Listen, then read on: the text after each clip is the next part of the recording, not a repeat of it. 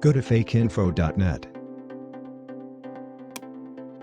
Scroll down and in the Social Media Tools section click on the Instagram Chat Generator button.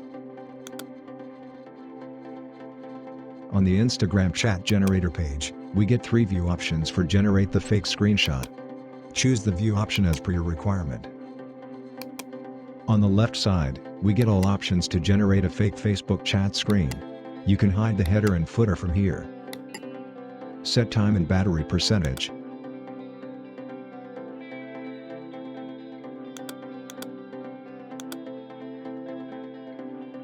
Change the sender's name and status.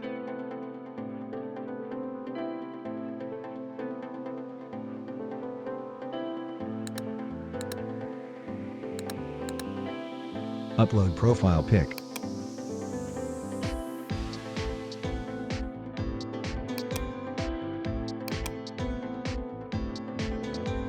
Write the message.